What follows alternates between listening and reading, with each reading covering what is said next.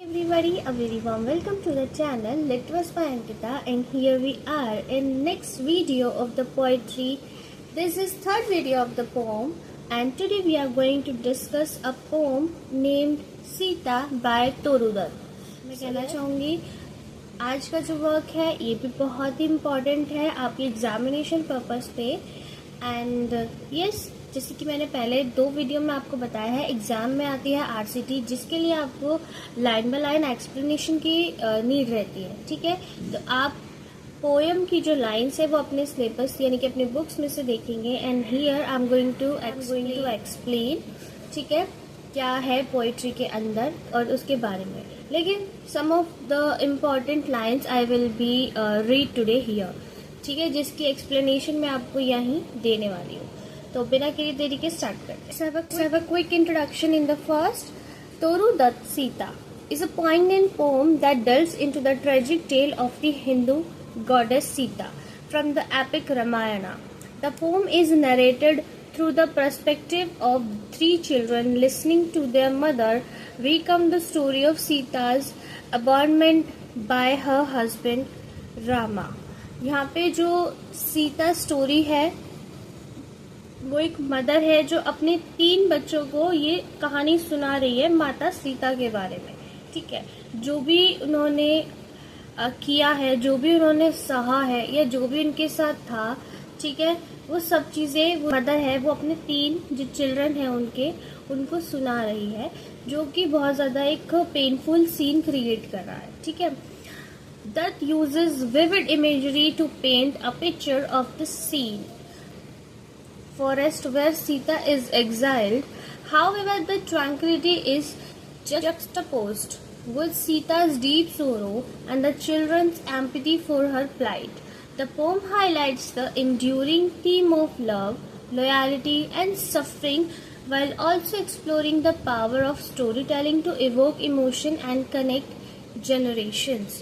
तो उन्होंने बताया कि दत्त ने एक ऐसी विविड इमेजिनरी एक ऐसी इमेज क्रिएट करी, एक ऐसी पिक्चर पेंट की है अपने वर्ड से, अपनी राइमिंग स्कीम से या फिर अपनी कह सकते हैं ऑर्नामेंट से, जो भी उन्होंने यूज किया है पोम को सजाने के लिए, अच्छा दिखाने के लिए, उससे उन्होंने एक ऐसी पिक्चर पेंट की है जिसमें एक सुंदर से फॉरेस्ट में, यानी कि पहले जो पोम स्टार्ट हुई है वो सबसे पहले डिस्क्रिप्शन दी है एक सुंदर से फॉरेस्ट का, जहाँ पर बहुत ज़्यादा अच्छे अच्छे जानवर हैं, हिरन है, मोर है, पक्षी है, बहुत सारे एनिमल्स हैं, जो कि काफ़ी अच्छी ना sound, just imagine yourself in the mid of the jungle and you are listening all the sound created by animals and birds. तो खुद ही सोचो कितना पीसफुल पिक्चर यहाँ पे पेंट किया है। सो यस, उन्होंने यही बताया है कि वो जो जंगल मतलब मिड है जंगल का, और वहाँ पे ऐसे वहाँ पे ही सीता जी की क्या है, कुटिया है या जो भी झोपड़ी है जहाँ पे वो रह रही है। बट बिसाइड्स दिस यहाँ पे क्या है, सीता जी का सौरव है, सौरव यानी दुख है, सीता जी का सौरव है जो कि कनेक्ट कर रहा है उन 3 बच्चों को, जो कि बहुत ही अलग जनरेशन है। ये दिखाया है यहाँ पे कि सबसे बड़ा मेन पॉइंट क्या है, जो उन 3 बच्चों की माँ है, मदर है, वो उन्हें स्टोरी मतलब कहानी सुना रही है, वो इस तरीके से इतना स्ट्रांगली सुना रही है कि जो वो 3 बच्चे हैं इस जनरेशन के, वो इतना कनेक्ट हो गए हैं कि वो एम्पैथी शो कर रहे हैं और बहुत ज़्यादा ही दुख में है। ठीक है, तो अभी हम बात कर लेते हैं पोइट्री के लाइन्स की। ओके, तो वन बाय वन हम एक्सप्लेनेशन लेने वाले हैं। ठीक है, पहला स्टेंजा है, mother we heard the story of the maid sets the scene of children. तो यहाँ पे क्या है, पे जो बच्चे हैं वो क्या सुन रहे हैं, कहानी सुन रहे हैं जो उनकी मदर उन्हें सुना रही है। वो wandering lovely in the wild wood shade introduces the theme of Sita's exile. तो जो पहला स्टेंजा में क्या बताया गया है कि 3 बच्चे हैं जो कि एक डार्क रूम में बैठे हुए हैं, जहाँ पे उनकी जो मदर है वो उन्हें स्टोरी सुना रही है। एंड ऑल्सो बताया गया है कि जहाँ सीता जी रहती हैं, माता सीता जहाँ रहती हैं, वहाँ के आसपास का जो लोकेशन है और जो सेटिंग है वो क्या है। तो ये बताया गया पहले स्टेंजा में। दूसरे स्टेंजा में बात की गई है, gather the flowers and saying and made by play. highlight Sita's innocent and carefree life before her ordeal. Okay, so ऑर्डेल का मतलब होता है अपने आप को इनोसेंट प्रूफ करना, ठीक है। यहाँ पे ऑर्डेल का मतलब ये दिखाया गया है, ठीक है। And the king's son come riding to his steed, foreshadowed the events that will lead to Sita's separation from Ram, ठीक है। तो स्टैंजा 2 में क्या दिखाया गया है कि जो माता सीता की है उनकी जो केयर फ्री लाइफ है और जो उनकी ब्यूटीफुल लाइफ थी बिफोर ऑर्डील। ऑर्डील जैसे मैंने बताया कि जब उनसे प्रूफ मांगा जाता है, जो भी कंडीशंस थी वहाँ पे जो कि पोम में बताई गई है, ठीक है। तो इससे पहले और जो भगवान राम है उनके साथ में जो माता सीता का सेपरेशन दिखाया है, ये क्या उससे पहले जो उनकी लाइफ थी या जो भी सेपरेशन का केस है वो किस में दिखाया गया, स्टेंजा 2 में दिखाया गया, ठीक है। अब बात कर लेते हैं स्टेंजा 3 की।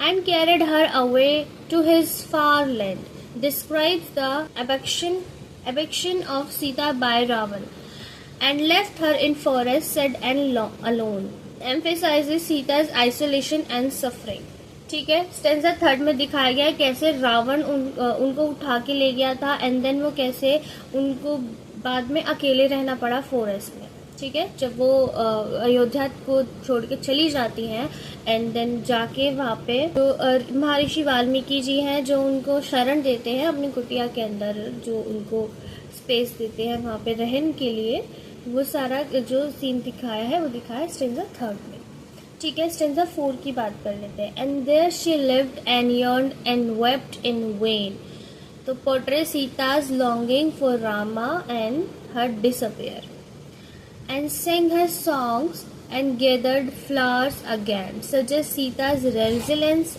and her attempt to find solace in the nature. Solace का मीनिंग होता है अपने आप को जब टाइम के साथ हम हील करते हैं उसको बोलते हैं सोलेस। स्टेंजा 4 में दिखाया है कि कैसे वो टाइम के साथ मतलब वहाँ पे वो होपलेस हो जाती हैं, होपलेस हो जाती हैं, कोई होप नहीं है किसी से, ना कोई उम्मीद है, कुछ नहीं है उनके अंदर अभी, और वो यहाँ पे टाइम के साथ में अपने आप को हील, ठीक है। स्टेंजा 5 में दिखाया है and when the years had passed and she was old and her hair was grow and her heart was cold. So इस स्टेंजा 5 में दिखाया है कि जो पैसेज है वो दिखा रहा है जो माता सीता है उनकी मतलब एज के बारे में, और दिखा रहा है कि वो किस किस चीज़ों से सफरिंग किया उन्होंने, यानी कि जो उनके हेयर ग्रे है, ठीक है, हार्ट कोल्ड है, तो इसका मतलब यही है कि वो कैसे और कितने पेन के साथ हैं, but alone, there is no one. And she was stanza 6 में दिखाया है and she was dead and in the forest green, they laid her body where her feet had been, concluded the story with Sita's death, suggesting a final resting peace, a final resting place for Sita connected to the natural world. तो stanza 6 में दिखाया है कि जो माता सीता है उनकी death कैसे कंडक्ट हुई, कैसे वहाँ पे उनकी डेथ हो गई और कैसे उस प्लेस को क्या किया, कनेक्ट किया नेचुरल वर्ल्ड से, ठीक है। तो मैंने आपको बता दिया स्टेंजा 1 किसके बारे में, स्टेंजा 2 किसके बारे में, स्टेंजा 3, 4, 5, 6 किसके बारे में है। आप जो वैसे तो पोएट्री की लाइंस जो यहाँ पे थी वो मैंने आपको बता दिया, और उन पोएट्री लाइंस में क्या है ये मैं आपको बता चुकी हूँ। Now this is your duty to analyse it, watch it again and again जब तक आपको समझ नहीं आ जाता है, ठीक है। And also learn those lines, at least learn मत करो बट समझ जाओ ये लाइन्स कौन सी हैं और इस लाइन्स के अंदर क्या बात हुई है। इतना तो पढ़ के तब थोड़ा बहुत समझ में आ ही जाता है, इतनी भी पुरानी इंग्लिश उन्होंने यूज नहीं की है कि हम समझ ना पाए, राइट। तो आप समझ जाओगे, देन आपको पता चल जाएगा कि इन लाइन्स में किसके बारे में बात की गई है, एंड देन आपको वही वहाँ पे वो समरी लिख डालनी है कि ये बात है, ये यहाँ पे ये कॉन्सेप्ट आ रहा है, ठीक है। तो की थीम्स के बारे में लेते हैं। उन्होंने यूज किया लव एंड लॉयलिटी की, सफरिंग एंड रेजिलेंस की, the power of story telling and the connection between humans and nature. देखो रेजिलेंस मैं आपको पहले भी बता चुकी हूँ, रेजिलेंस का क्या मतलब होता है। यहाँ पे रेजिलेंस का मीनिंग दिखाया है अपने आप को टफ करना या अपने आप को टफ सिचुएशन से बाहर निकालना, रिकवर करना, ये, ठीक है। तो यहाँ पे क्या क्या थीम दिखाई गई है, दोबारा से बता देती हूँ, love and loyalty, suffering and resilience, the power of story telling and the connection between humans and nature. ठीक है, ये की थीम्स यहाँ पर यूज की गई है। And so that is all for today everyone. I hope you got to know what I'm trying to make you understand, and this is all for today's explanation, and this is very simple. You just need to know the lines only. बाकी आपको पता ही, अगर मैं भी ना भी explanation दूँ, बस हमें ये पता होना चाहिए कि पोम में किसके बारे में बात की गई है। ठीक है, वहाँ पे बस ये ऐड किया गया कि एक मदर है जो कि स्टोरी नरेट कर रही हैं उनके 3 छोटे छोटे बच्चों को। ठीक है, जो कि बहुत ज़्यादा इनोसेंट है और बहुत ही ज़्यादा इनोसेंसी के साथ सुन रहे हैं, और माता सीता के सौरों के साथ अपने आप को कनेक्ट कर रहे हैं, एम्पैथी शो कर रहे हैं, जहाँ पे वो भी रोने लग जाते हैं। ठीक है, ये चीज़ हमें बस हाईलाइट की गई है। बाकी पूरी जो स्टोरी है वो माता सीता की, जो वी ऑलरेडी नो दैट। ठीक है, so that is very simple. I hope you like the video and my explanation which I have given to you.